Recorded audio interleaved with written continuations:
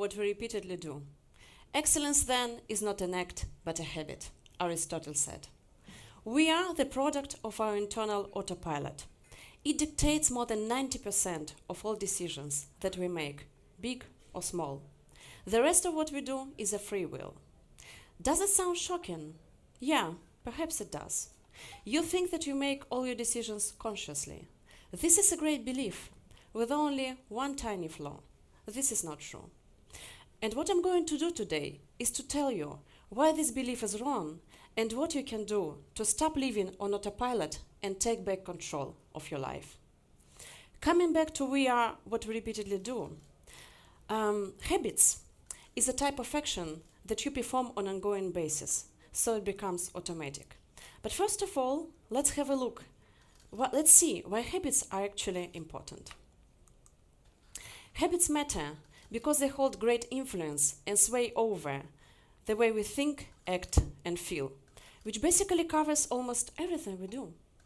I would like to quote a great athlete, Jim Ryan. Motivation is what gets you started. Habit is what keeps you going. So we get into habit of thinking, feeling, and doing. So we turn on our internal autopilot, even when we think about something, do something, and feel something, which is quite dangerous indeed. And now, let's have a look at the etymology of the words habit and autopilot. Habit is a model of action that due to constant repetition becomes automated and easy to implement. And it is of pivotal importance that habits are not only things that we do, but also what we believe in and our way of thinking. Habits hold beliefs about ourselves that influence our behavior, actions that we take, and decisions that we make. A habit is a repeating behavior or action which becomes automatic, so we mostly don't think about it. It's autopilot. An autopilot is automatically learned actions that occur without thinking. Lasting changes is a product of your daily habits. The small little things that you do the day in, day out, week in and week out, month in and month out, go into making a person who you are. In other words, we and our lives are the result and the present and the sum of our daily habits. The striking example of this is a famous character from the movie Bridget Jones's Diary, Chubby Bridget, which constantly gave herself a bunch of empty promises. She wrote a New Year resolution in which she promised to lose 20 pounds, to find a nice, sensible boyfriend to go out with, and to stop forming romantic attachments to alcoholics, workaholics, megalomaniacs, commitment phobics, and perverts. As far as you understood, none of these promises was fulfilled. Why is that? And who among you didn't give himself empty promises? Buy sneakers and go to gym. Get juicy and start the diet.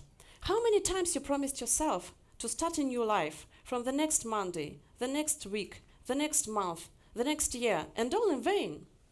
Why is that? There is an opinion that habits are, in addition to all above, also a cause of action, the fulfillment of which has become a necessity. Augustine and Macrobius express this in simple terms. They express this idea in this phrase: habit is a second nature, which actually the second character. There is something almost magical in understanding how habits actually work. And studies show that once you understand the structure of a habit, it's much easier to change it. So, habits have three main characteristics or three parts that make us keep in them. First part is a cue or a trigger. It's a reminder, it's something triggers your thought or your behavior. Then comes the routine. It's the behavior or action which cue has triggered. And after this comes the reward.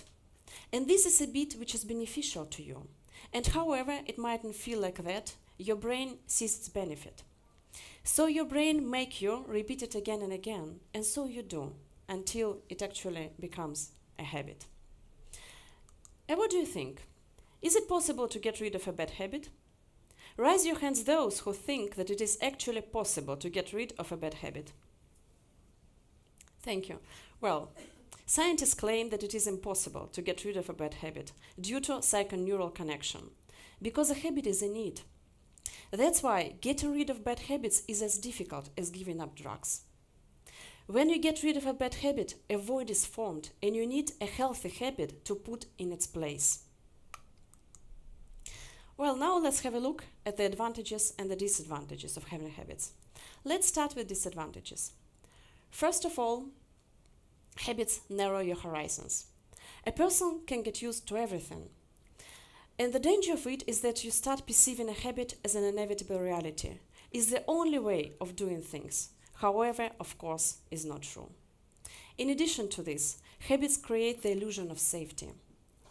The danger of habits lies in the fact that through habits, you are in the illusory comfort zone. And in order to get out of this comfort zone, you need to cross the zone of fear, which is quite dangerous indeed. In addition to this, habits block your personal growth. When you just turn on your autopilot, you don't gain new experience. And that's why you don't elevate yourself and you don't develop yourself. And also habits swallow your willpower. When there is a habit, there is no need to use a willpower. And this is a pitfall of a comfort zone. And now let's have a look at the advantages of habits.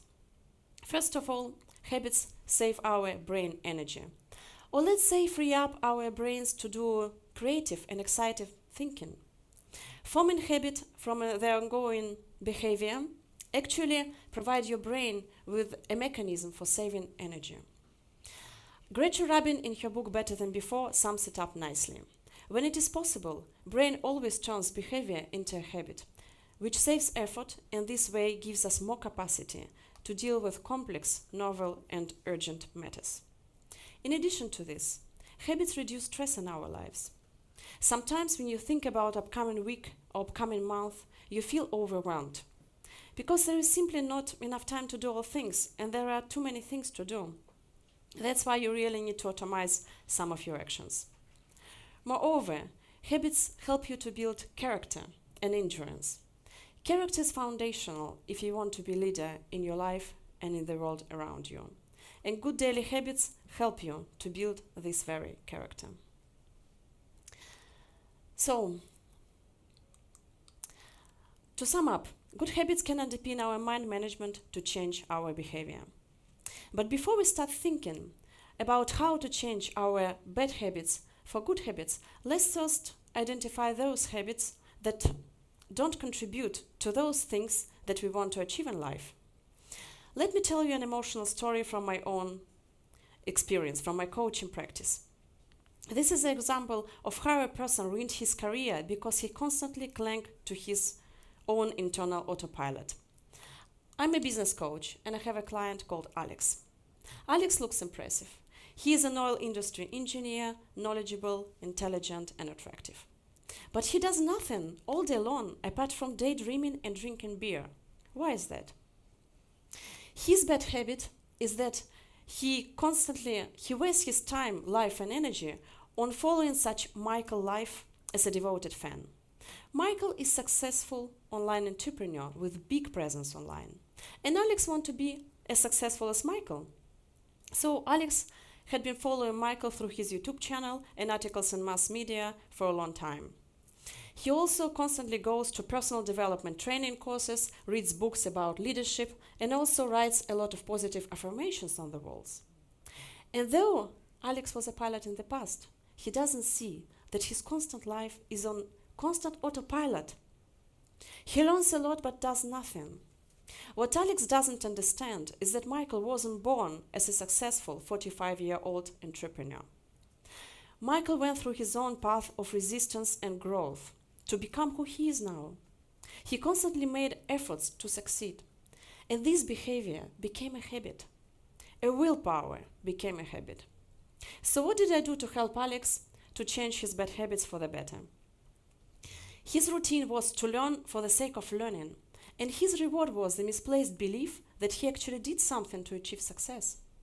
So I confronted him with his misplaced efforts, and this way helped him to change his routine and to go out of a comfort zone by taking massive action instead of just gathering knowledge for the sake of it. Habit is rooted in our life so firmly that it becomes the norm. You keep doing the same actions on an ongoing basis, justifying it by the fact that it has always been done this way. But where would the iPhone and the Mac computer be now if Steve Jobs didn't advocate think different mindset? Habit seems to us ordinary, even boring.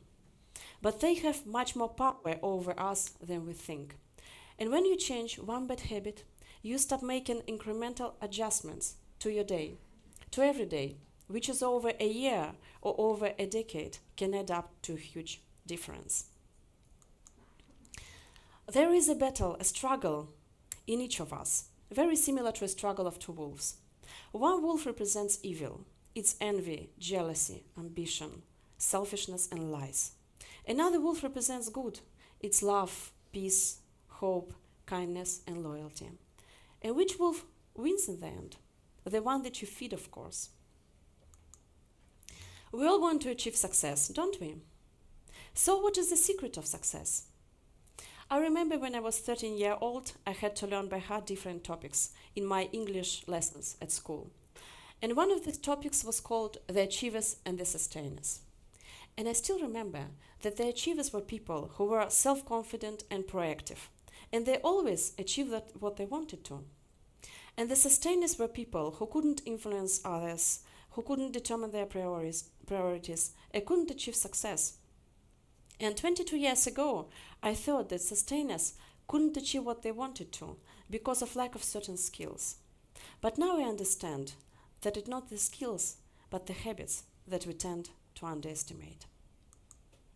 They say failure is critical for success. But what if failure becomes a habit and starts working on autopilot mode? We need to break this vicious circle and take the bull by its horns by starting the process which is responsible for motivation, so the person changes his unhealthy habits for healthy ones. When we work through our subconscious, we can come to our conscious actions and improve ourselves and not the false image of ourselves. That's why the most important tool to substitute unhealthy habits with healthy ones is a deep self-awareness. As we already know, we are what we do always. Excellence then is not an act but a habit. What do you want to get? What do you want to achieve? What do you want to change? Whatever it is, this is a result of your everyday habits. Success in leadership, business, and marriage often comes from small daily choices we do in our everyday life. Plato said, "The greatest victory is a victory over yourself." Change your internal autopilot and you can change who you are and what you can achieve. Change is the only thing which is constant in our life. May change be your benefit. Thank you.